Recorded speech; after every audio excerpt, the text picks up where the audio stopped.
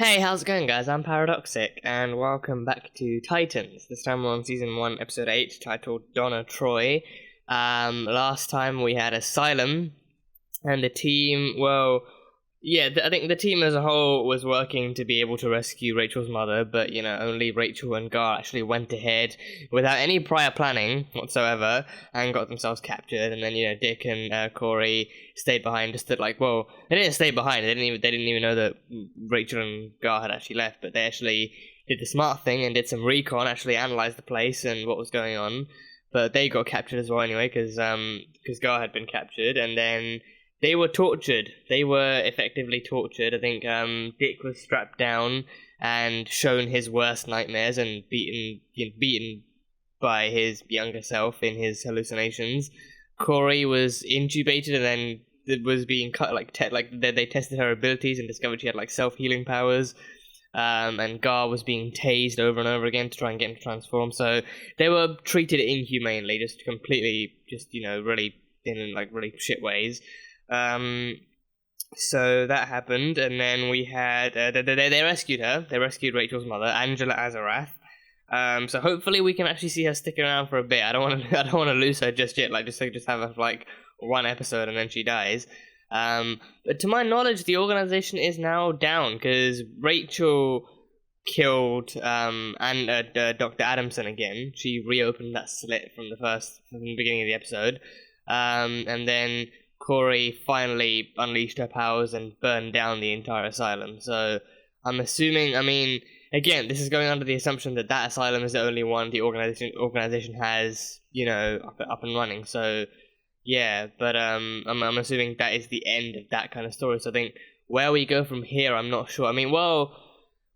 There's still that whole prophecy thing of Rachel being the destroyer of worlds and being the one to invite her father over, so I think they could still be fighting that. The asylum was run by cultists who were trying to bring about the end of the world and bringing about her father's arrival. So with them gone, I think it's less imminent, but still a possibility. So I think they could still try and prevent that from happening, help Rachel control herself, I think, because I think nowadays we don't see much of her inner conflicts anymore. We for the past few episodes, we haven't really seen as much of her inner conflicts with her inner demon anymore. We've seen her being able to use it to give her powers and stuff and to help her fight back, but it's less of a presence now. So I think now we could see the demon coming back. Now that the mother is back in the picture, especially, we should get a lot more info. We should be able to find out who her father is, where he is, what he's doing, and how all of this started, really. So yeah, it should be fun. But we had that stuff, and I think Dick's nightmares especially kind of left him with an even bigger kind of dilemma. He kind of, I think since he left Batman, he's had that kind of inner conflict about who he really is, if he is really Robin, if he's still using those tools that Batman gave him, because, his main concern is the fact that it unlocked and or amplified a darkness in him. Personally, I think it amplified it, because I think what made Bruce want to recruit him as Robin was seeing his kind of need for vengeance. When he told that counselor, the police can't find them, I need to find them first so I can kill them. So he saw that, and then he said, vengeance won't bring them back, but I can show you a way to deal with the pain in a better way. And we saw, back in Jason Todd's episode, Dick used those tools to actually kill Tony Zuko. So yeah, or at least to hand him over to the people who would like to kill him. So that kind of darkness was amplified by being given the ability to fight back and to actually stop other people from inflicting harm. So all of this stuff, I think it made him reevaluate some stuff, and so he ended up burning the Robin suit down. He burned the Robin suit and melted it away. So I don't know if that means, I think Dick Grayson is Nightwing, so I'm assuming we're kind of headed down that route. How they execute that, I don't know, but I'm assuming we are going down the whole Dick Grayson being Nightwing route. So I don't know if that's going to happen in this season. I doubt it's going to happen in this season. I think maybe next season, but yeah, I don't even know if it does happen, but I think this season as a whole, it's focused fairly heavily on Dick's kind of, need to distance himself from being with Batman. He still kept the Robin suit around because he knows that's his tech, it's his gear, it's what helps him fight even better, having that kind of weaponry and that kind of defense, but being Robin, like being the Robin associated with Batman, is the Robin that he doesn't want to be. But he's still good. He's still happy to fight and to actually fight to protect other people like that. So yeah, so I think because of that, he could probably become his own vigilante. That might mean that he becomes Nightwing, becomes his own hero with his own code and stuff. So yeah, well, whatever it is, I'm interested to see it. But yeah, I think the main question is, where do we go from here? Like, I think probably just still helping Rachel control this stuff and actually make sure the demon doesn't come back out again in more malicious ways. But we'll see. We will see. So yeah, that is all I have from the last one. So episode 8, Donna Troy. Let's go. Thought I heard Bruce talking to someone downstairs. Diana. Diana? It's a Justice League thing. I talked her into bringing me along. Diana Prince! The Justice League is a thing in this universe! I missed all the fun. Well, shit. Okay. Why the hell do you always have to be right? Because I'm older, smarter, and prettier than you. You and Bruce will stop him. I know you will because it's what you do. After all, Whoa. us sidekicks gotta stick together. Oh, so she's Diana's sidekick. She's Wonder Woman's sidekick. Okay, alright. So I take it that was Donna Troy then. That, I don't know. Seems like it might be. I'll make the coffee. I will drink the coffee. Aww.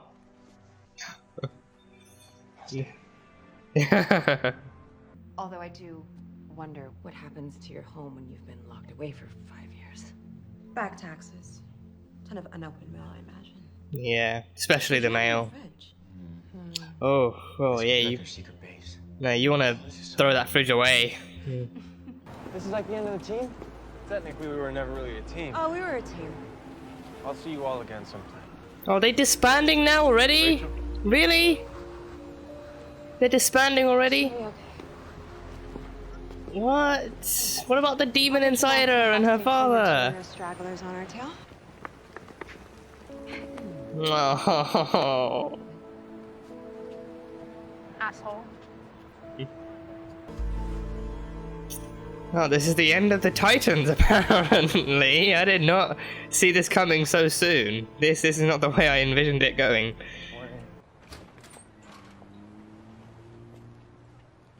Donna?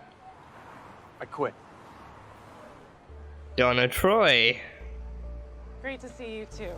Huh, okay. I'm late. I went cold turkey. Burn the suit. Wow, Oh. it's dramatic. Mine's in the closet. Those things are expensive. Yeah. As long as it's not that game. Oh, are they, what? Whoa, whoa! She got a super jump! Yeah! Yep, and he's just got regular human parkour. Yeah, damn! Oh! Flips for days. Oh, Whoa. What was that? What was that a flashback? Oh, a flash forward. This is really good. Oh, she's a photographer. I'm so shocked. Okay. No, I mean, Alright. sometimes you're confrontational. no, I'm not. Like right now. I'm not. Wow. I am not. I happen to be Donna Troy. You just Donna Troy is a badass name, by the way. Like, Donna Troy. That just rolls off the tongue. It just sounds badass. Sounds badass. So, got this. Said every introvert ever. You want to make out with her, don't you? What? No, no. It's perfectly natural, kissing. I'm not comfortable talking about this. Yeah. Yeah, you think? Can I have that? Sure.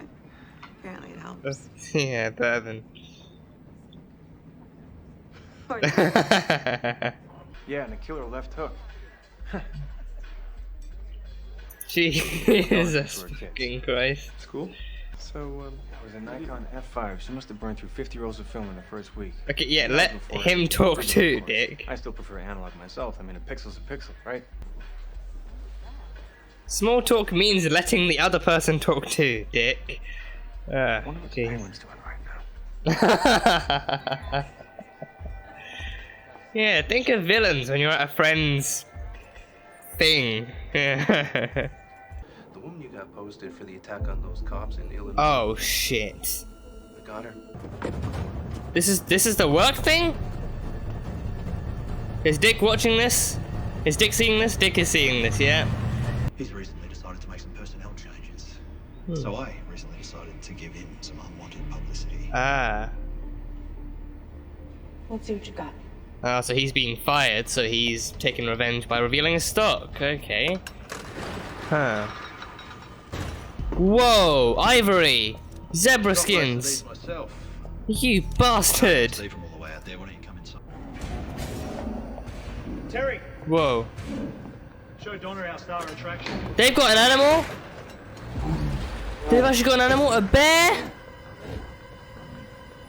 They've got a bear? Bears have a lucrative market in bear organs. No! For the privilege to hunt this bear. No! And then sell it off for parts. You utter shithole. Oh, the bear's sedated. Men are well armed. The outcome's not in question. Oh, it's easy kill then. Easy fucking kill. It's on the house. No, we gotta save that bear. We gotta save that bear, please. Please, we gotta save that bear. Fucking trophy hunting dipshit. Oh crap! Oh damn! Well, shit. Oh snap! Yeah. Graham is one of a dozen poachers. It's the button with the little camera on it. Yeah, I know how to. Then just She's sassy. I like that. You guys look good together. we need to talk. I agree. Now, please.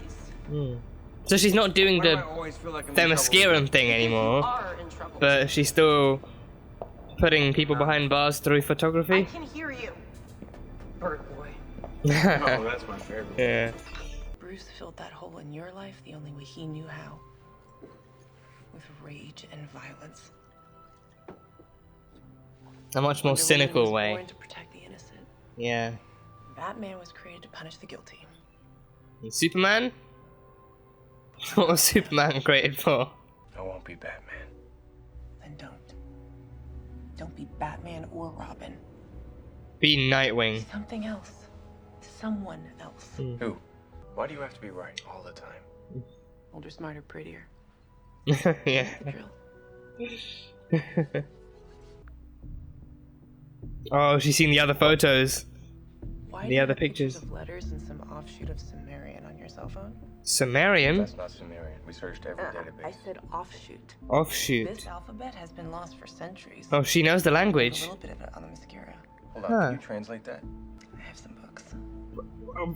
Finally, we're getting somewhere. We have to find Angela and Rachel. Oh, Come on. crap. He just half asleep. Just, yeah. Oh, shit. Oh, goddamn. Oh, she's just gonna weld that handle. Yeah, you just lit up your part of the carriage like a firework. Oh, damn! Did she just kill those officers? Did she just burn those officers? Corey said to meet down the road. Oh, damn. Oh, damn. Yeah, you just want to run, dude. You just want to run. What exactly is this music? AC/DC. Not bad. Not an AC/DC song I recognize. Yeah, not an AC/DC song I recognize. No. What is that? Is that a memory? Is that how she lost her memories? What? Is that the last thing she remembers before losing her memories? It's definitely a mission statement for your friend Corey, who's referred to by name or as Knight or Starfire. Starfire. Starfire. Yeah. It says here, her mission is to secure the Raven. To secure the Raven. Means Rachel. control of or take care of. I think take care of, yeah. Secure the Raven. Because it was her mission to protect her, and then she took them to the convent because of that. Whoa, it's working. Oh, it's working. Is she in space? Corey? Was she in space? Is that a spaceship? I thought I saw Earth like zooming in. Your friend Corey is here to kill Rachel. What? No, that can't be right. Oh no, that is right. Oh, that is right. That's all too right.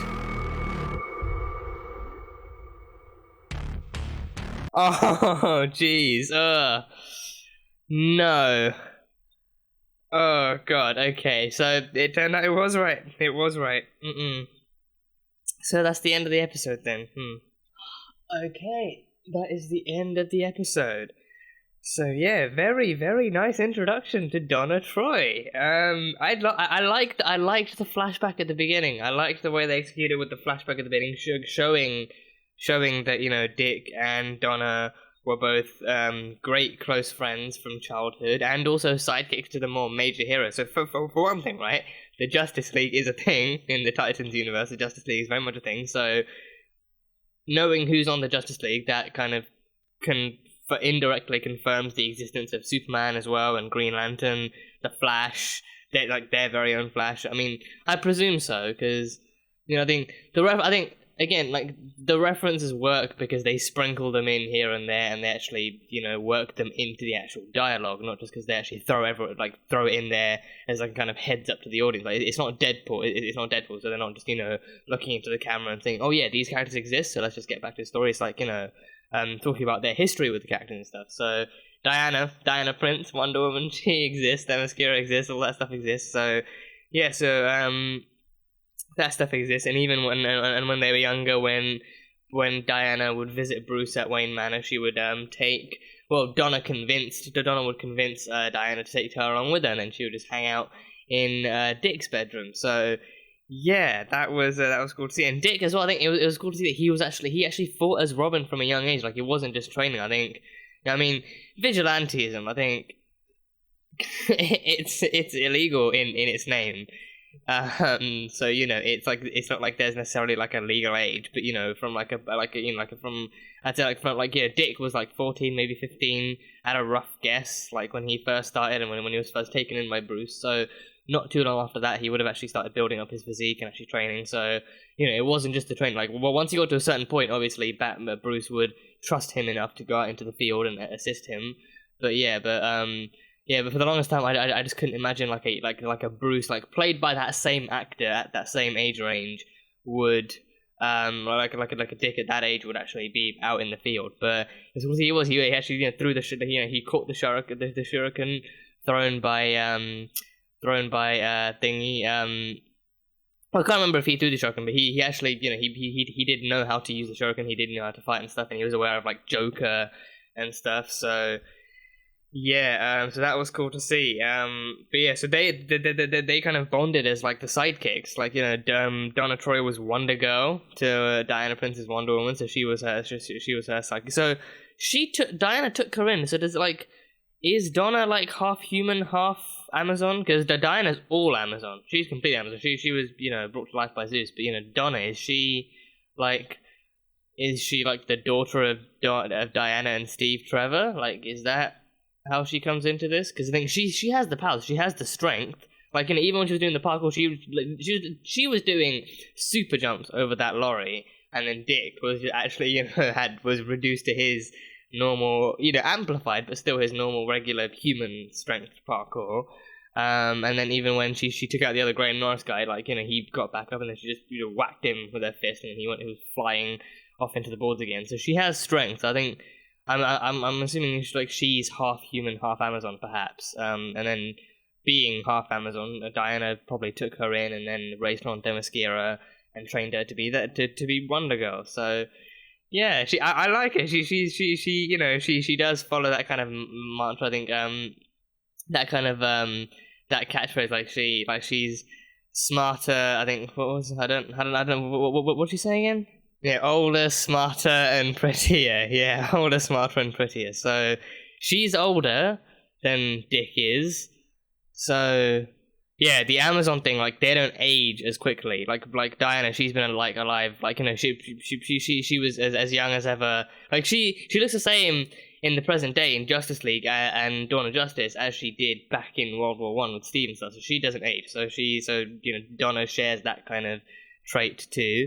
And smarter, she's, yeah, I mean, them Askerans are, you know, Amazons are smart as shit. They know basically every language in existence and the history of the human race and stuff. And prettier, yeah, that's kind of unarguable. It's kind of unarguable. But yeah, they get along well together. They get along really, really well together. Like, they're actually genuinely close friends. Like, not just as sidekicks, not just as Robin and Wonder Girl, but actually as Dick Grayson and as Donna Troy. They actually get along well together. Like, they know each other really well. She knows him, he knows her. So yeah, and even in this episode, it was fun to see that kind of blending. Like, you know, she's living her own life as Donna Troy. Like, I think it was good to see him actually falling back on her after he had actually quit being Robin. Like, with her, she never really, like, she didn't really quit because she still has the suit, and she even made a good point. The suits, you don't destroy the suits; they're expensive as hell. And, you know, I doubt she bought it off them Skira, but still, to make the suits are expensive as hell. So, I mean, you know, I'm still waiting on that phone call Alfred's gonna, like, Dick's gonna get from Alfred, being like, what the fuck did you do to your suit? Do you know how long I spent making that shit? But yeah, no, I think just seeing him falling back on her, just like old times, and, you know, like, wanting to confide in her and stuff was really, really cool. And even her trying to introduce him to the normal life, like small talk and stuff. Like, he spent so long, and especially after leaving Batman, he didn't really join anyone else either. He just spent so long being alone. He didn't really look for anyone else to fight with. He didn't really do any of that stuff. And it was only after Rachel fell into his arms and needing help that he actually, you know, he initially tried to, you know, hand her off to Hank and Dawn, whilst he sorted out whatever was going on with her, and then that didn't work, and then Gar came along and Corey came along, so all these other people joined because of Rachel. So, you know, he kind of, you know, he saw that they were in need, like, you know, like, their enemies were already in allegiance, and so the people working with them now need to be allegiance. So he's not the best with people, and I think growing up under Bruce, like, you know, does that. So yeah, so seeing him just fail so spectacularly at small talk was entertaining. Just seeing him just not knowing when to actually stop talking, being like, you know, yeah, I was there when she got her first camera. You know, I prefer this camera, but then I prefer that camera. Like, you know, you can't be a good pixel. Just not even letting the other guy get a word in edgeways. But yeah, it was some cool stuff. It was cool stuff, and she's a photographer too. So she travels the world, I think, fairly easily. I don't know if she has her own kind of invisible jet or whatever, but she travels the world fairly easily, taking photographs. And she also, we saw in this one, she was actually had like a private kind of contact thing with Graham Norris, the poacher dude, being able to take down that kind of poaching operation. So she's still working as Troy. She even said she wanted to stop being Wonder Girl, but she didn't want to stop doing good. She still tried to find a way to actually do good as Donna Troy, and she did. So that is where Dick is struggling. Dick, I think, and she made a great point with that. She said, you know, it's the difference of being raised by Wonder Woman and Batman. Like, with Wonder Woman, they are, like, very, very visibly, like, and easily, like, in such an easily identifiable way, like, in terms of their traits and their ideals. Like, they are two very different characters. Like, Wonder Woman is unarguably, like, predominantly lighter. She's a literal goddess. So, you know, she has that kind of power to actually, you know, fight easier and take out enemies with more ease. And, you know, but you know, the way she actually does the way she fights, both physically and mentally, she actually believes in compassion and empowerment and self-discovery, like, you know, like Donna mentioned. So the way that Donna was raised was to actually find out what her limits were, but to keep pushing herself and to actually accept herself as who she is, and actually accept her powers and use them to fight for the good guys. And actually, you know, like you know, her line in Wonder Woman, like in the movie, but, like, you know, there's a lot of hatred in the world, but she believes in love, and, you know, that's Wonder Woman. And then Batman. You got Batman, a dude who prefers beating the crap out of people in the middle of the night, dressed in a batsuit, as opposed to actually talking to a therapist. Just a guy filled with, you know, levels and levels of rage and violence and the need for vengeance after losing his parents that night.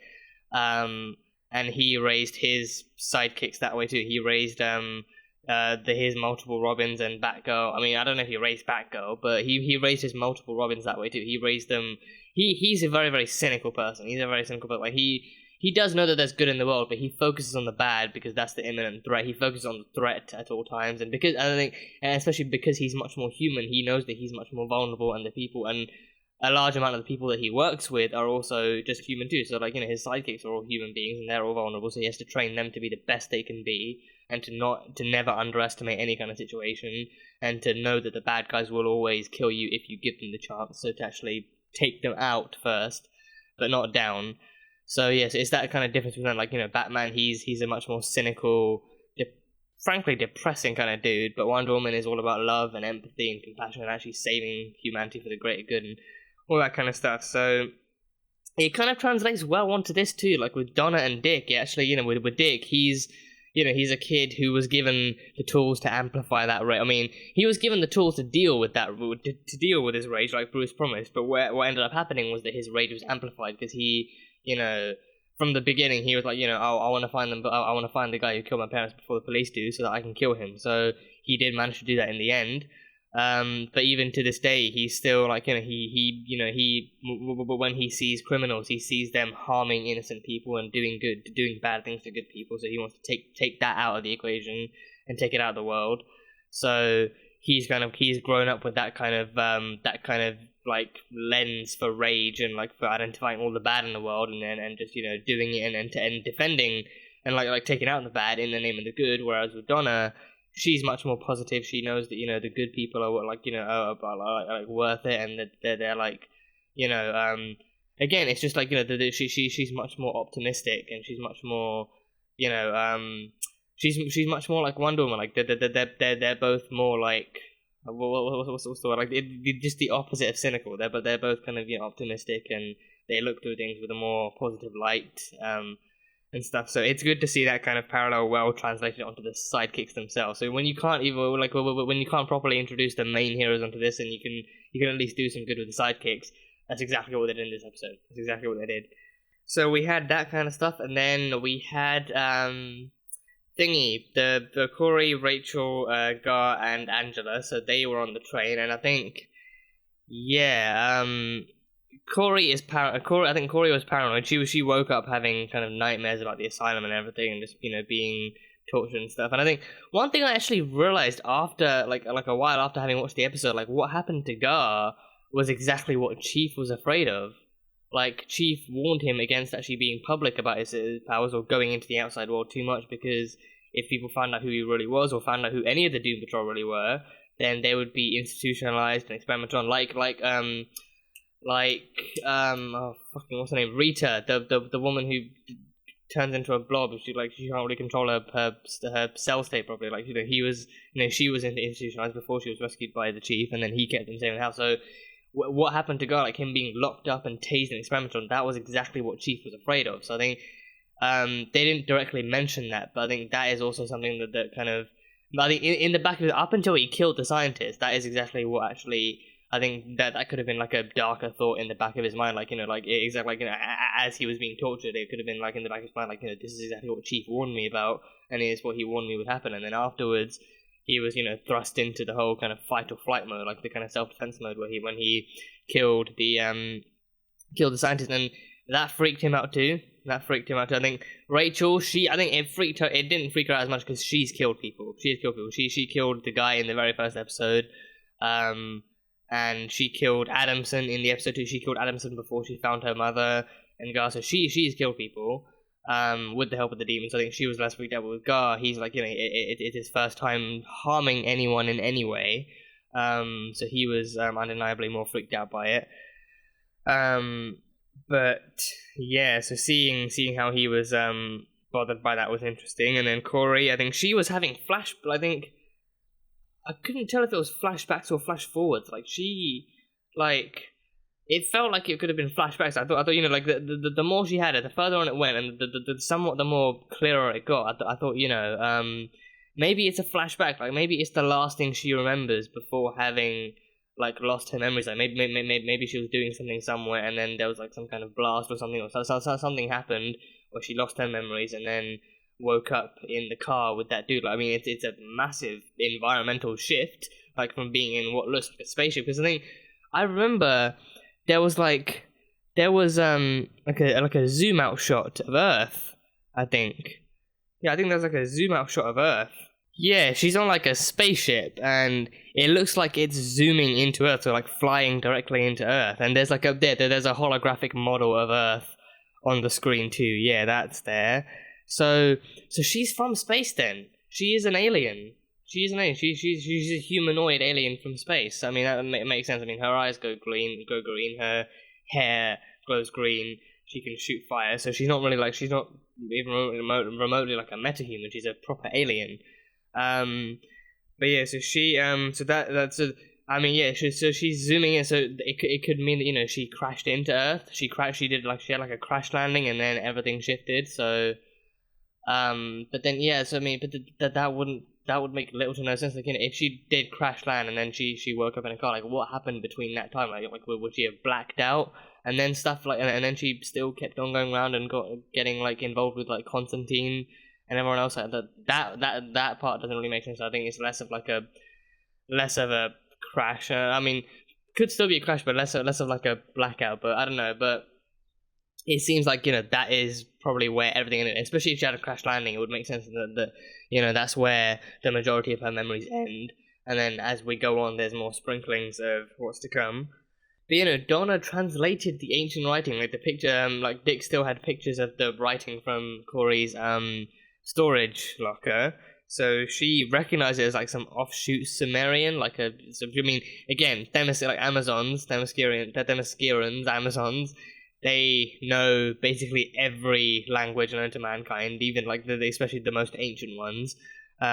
So she recognized that right off the hook, and then I think she said it was offshoots. I think it was like something much more ancient that hadn't been used in a long time. So could it be Corey's language? Like Corey speaks it fluently. Like she doesn't know what it means, like what the translated version means, but she knows how to read it. So it's a whatever language it is. It's you know, it's clearly Corey's maybe like mother tongue or something. But you know, it's whatever planet she's from.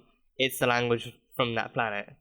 Perhaps. I think that's a safe enough assumption to make, and especially if, you know, I mean, but if Donna knows it, then that means that it has to be something from Earth too. Because I don't know if the Amazons actually know extraterrestrial languages too. Like, they might pick them up if they meet extraterrestrial people, but I don't think that by nature they know extraterrestrial languages. I think the languages they know are all Earth languages. So yeah, so then how she would know, like, so I think I don't know, maybe I don't know. Yeah, maybe it's the language that Corey picked up after she actually crashed on Earth. But then, I don't know, if it's an ancient one, then how long ago would that? I don't know. That doesn't make sense. No. So it's just it's a language that she happens to speak. Like, for whatever reason, she happens to speak it. But Donna translated it, and so Corey's name has been confirmed as, I think, Knight and Starfire, like Knight and or Starfire. So Starfire is the one that I recognize the most, and it's the one that, you know, it's been bounced around this show a lot. And then Rachel's is obviously Raven. So basically confirming those names in this episode right here. So Starfire and Raven. So the mission of Starfire is to, I think she said, like, take care of Raven. So yeah, like, even in English, that phrase can have, like, you know, different meanings. Like, it can either mean actually protecting or taking care of someone. It can mean, you know, you go take care of that person. Like, you know, it can mean actually killing them too. So in the end, like, the last line she translated was, you know, Corey was probably sent here to actually kill Raven, to kill Rachel. So and then at that final shot as well. I mean, the second to last shot, like, we saw Corey waking back up from her trance and then just choking the hell out of Rachel. So yeah, so she's been sent here to kill. I think, yeah, like the prophecy she had, like the information she had dictated a prophecy that said that Rachel was the destroyer of worlds. So I think it would make more sense that she was sent to take care of her. Like, you know, oh, the destroyer of worlds is out there, so you have to go and, you know, take care of her. So yeah, so she's the protector of the worlds, and she has to take out the destroyer of the worlds. So that's a tricky pickle. So this entire time she works to actually protect Rachel whilst having no idea who the hell she is, or even who Corey is herself.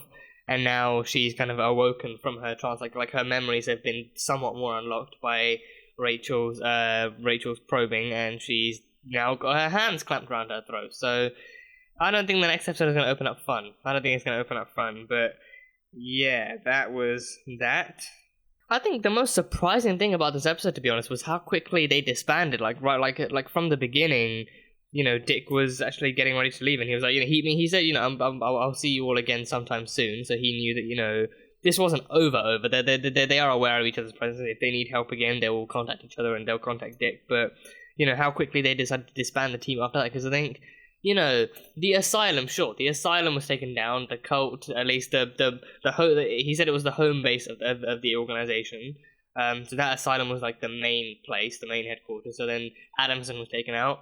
The entire place was burned down. Dick and Dick and Corey personally killed a good few of the followers there. So it's undeniable that they did they did directly take out a good few people there, and then by the end of it, they actually burned down the entire asylum. But then, what other asylums are there? Maybe more secret ones all over the country, like where else might the followers be? Because they have sleeper agents. Like the families they have are sleeper agents. Like Adamson had to visit the first one personally to activate them. So are they the only? Were they the only family? Like, do they have other ones in other places? Like, I mean, their mission was to find. Their mission was to find Rachel and use her to bring her father over into our universe. So, if they only had one family, then it would have to be a coincidence that they lived close enough to track down Rachel and Dick at Hank and Dawn's place. Like, it would have to be a coincidence that they'd be within that kind of vicinity. But then, if they have enough all over the country, then, wherever Dick moves Rachel and Corey and Gar, wherever he moves them, then they would have to actually, deactivate different ones. Otherwise it might be like a wild goose chase, like one family chasing them all around the country. But then if they have different ones in different places, like, okay, you guys go back to, to recharging yourself or whatever now, and then the rest of them, and then he can go. I mean, that might take more time. If he has to go directly activate a new family, then that might take more time. And then by the time they actually get their shit together, then they could leave. Okay, that makes sense. That makes more sense. Yeah. So then one family, I think, and especially I think the way they train the families too, they can very easily interrogate people, like that car salesman dude.